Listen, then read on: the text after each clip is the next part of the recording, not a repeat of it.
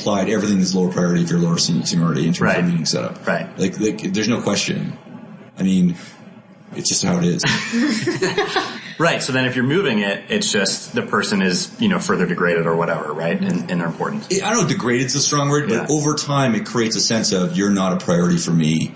And the time we've allotted this week can be moved at any time. And if you had something important, you may have to wait a day, or you may have to, And I think that's, you got to be careful. It's going to happen, but you want to, get 50% of them on time the same day, same hour that you always think it's going to be. And I guess that's, when you're talking about managing up and having them show up prepared. If they're sending you an agenda in advance and then you move it, that's sending a signal of importance, right? How important was that agenda to you? Agreed. And then maybe you can't do weekly. If it's moving so much, maybe you should do it bi-weekly and just make sure you do it every 2 weeks. So that's interesting. So we do, I talk to a lot of people about their one-on-ones and how they do them. And there's a lot of differences between how often they run them and what they talk about. So you do weekly. Is that right? I do half hour every week with all my direct reports, but it's a small company right now, and we're moving pretty fast. So yes. So how does that change? Where are the breaking points there? Do you go to monthly? Do you go to bi-weekly? Or how many people until you change that up? I don't know if it's a number of people thing. I think it's I think different managers need different cadences, and I think that you may get to a point with one manager that weekly is becoming redundant. Right. You may keep one manager at weekly. I think you got to look at that on a person-by-person scenario. See what they need. Yeah, and also some of the departments have different stages of maturity, right? You have a group that may have grown a lot bigger and a group that's just a new department just starting up. And so it just depends on where you want to invest your time. And you're doing weekly for 30 minutes. You must be talking about work activities. Or are you talking about personal stuff as well? It's primarily work activities, although I do always check in on that. So today at Nudge, and I wouldn't do this at larger scale, is that we have a weekly half hour with AOM, and then we have a weekly hour slot that is not so much a manage up opportunity, it's more a work together opportunity. Oh, that's right. Yeah, you were telling me about this. So this is, you sit down with them and you do work that helps them. Or they come up with something they're working on and they want to learn because I've been here longer, or I'm the founder, and so we work together on something more like I'm a team member than I'm their manager. Right. And they learn from that, I learn a bit from that, and then something gets done. So it's and shipped or whatever, put out. Yeah, something gets completed that, hey, it's good. All direct reports.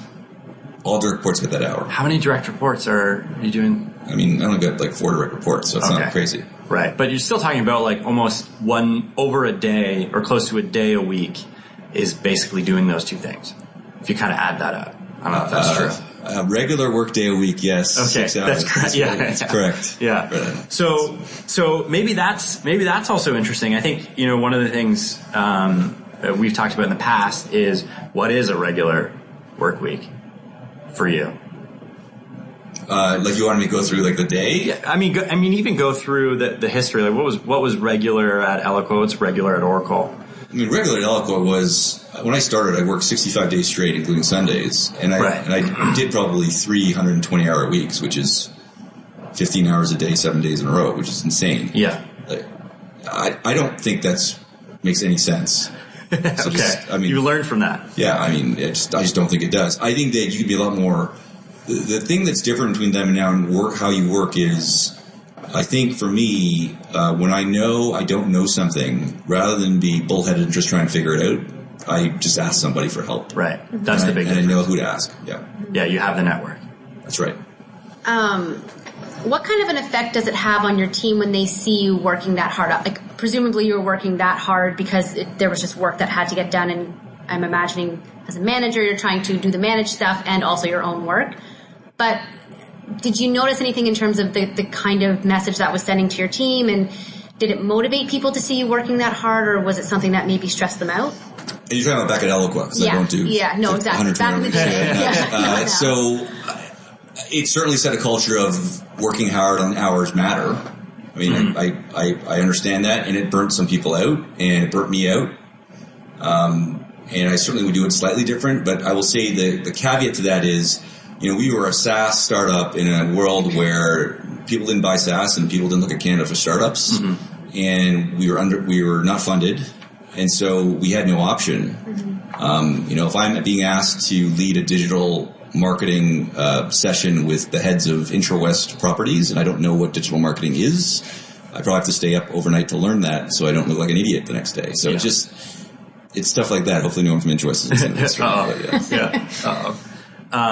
And now you much more purposeful about managing your time versus staying up all night. Yes, I and maybe it's not as fun at the office because of that, because we all just get focused on getting stuff done and not as much casual time. But I think that it ends up being more effective time. So that kind of goes. I think when people think of startup environments, they think it's going to be ping pong tables and pinball machines and scooters, a bunch of beer and young people screaming and yelling and having fun. I think, I don't know. I'm curious for Jillian's opinion here. I don't think that's true at Soapbox. Although I think we do try to have fun, but it's definitely about show up, work really hard, get your stuff out the door. Is that, do you find you're consciously making different cultural decisions with Nudge the kind of second time around?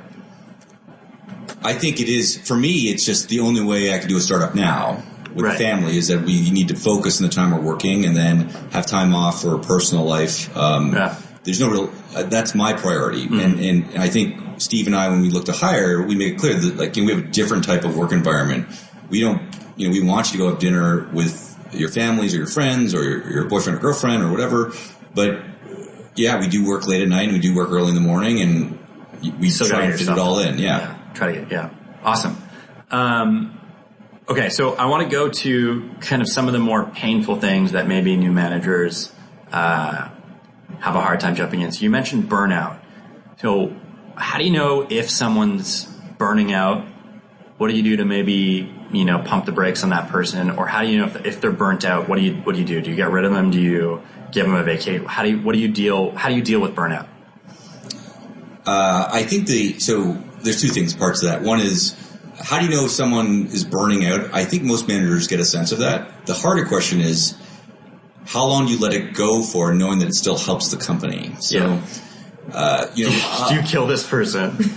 You just keep killing them because they're doing a great job and you need them to kill themselves for the next year, right? Yeah. There's when I ran customer success at Eloqua, we had a pretty big team. I think got almost 100 people towards the end, and we were, in my humble opinion, one of the best customer success organizations in the world. Right? We were delivering value, creating a new market with marketing automation, and there were some challenges at one point with the product.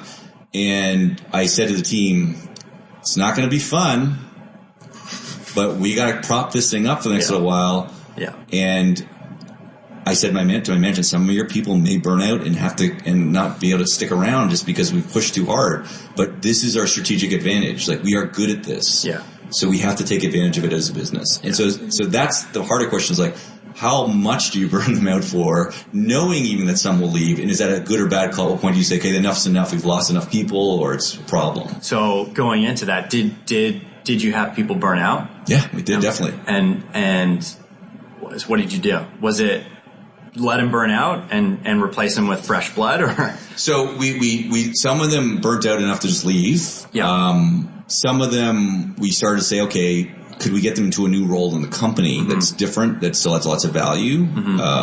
And some of them we pulled back on. It just depended on the area. But there were some definitely I knew, and again, extremely hard decisions, but that they were the right people for that job. That job was long and hard and was going to burn them out, but I needed them to do that job. So what's the one thing, maybe, I guess it's going to be different per person, but if you have a couple tips for people out there who are I'm dealing with someone who's burning out, how do you motivate them to put in the extra 5 minutes, 10 minutes, 20, an hour when they're dying? And I want to be clear, for those out there listening, you do want to try and give some of those people time, right? So hey, take a day off, do this, do that.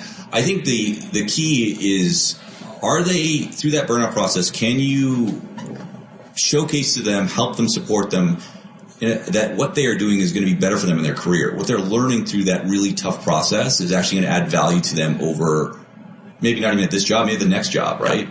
Or are they doing something that's so terrible that it's never going to even help them? That's a much easier decision. Let's figure out how to stop that. Let's figure out how to give you a break.